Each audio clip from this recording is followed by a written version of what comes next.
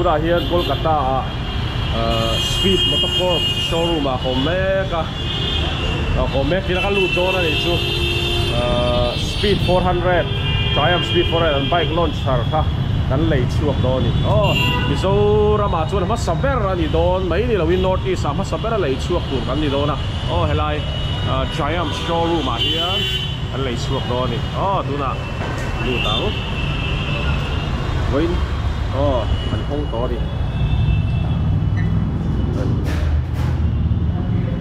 showroom a pui khop mai a he moi khop mai a chung lu trang hela dai ka rui be di he hela hian Speed 400 poster lo tar kha la chuan chunga hela hian Triumph sa kha sakua le pati trang khan bai kan siam chu he ta kan lo siam chu to te company history te tara sa kha sakua pati kum sa tel kal ta khan bai kan lo siam te tu e ko be le thai siam tu a hian upaber to tu wan ni ya Royal Enfield British bike tho Triumph British bike British company ni ya bike te kan ti British company upaber to tu ni ya dai hian company history an je ta ni pui khop mai he head down hold on he la hian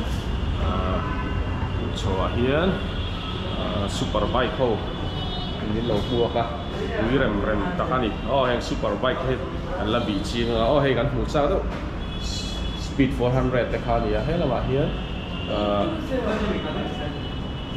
bike te anda chalo he kan futsal tu Speed 400 khani ya he na kina ngalai plan do na video moi de te kan la siam thei tu ra ngai la Speed 400 first impression te po kan la nei tu ra ngai la chang le notice Speed 400 nei ma saber tu ta tu kan tong lo di hey this is going to be the first Triumph Speed 400 bike in Northeast India. Hey, let's unveil it.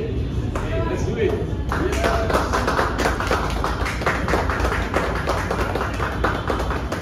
Yeah. Thank you, sir. Okay, let my son sit first. Hey, yes, this looks better. Yeah, difficult too, but nothing. Yes, thank you so much. Okay,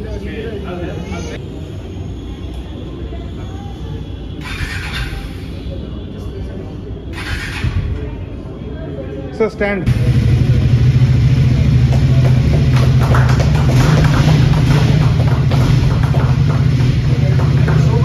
you so much, sir.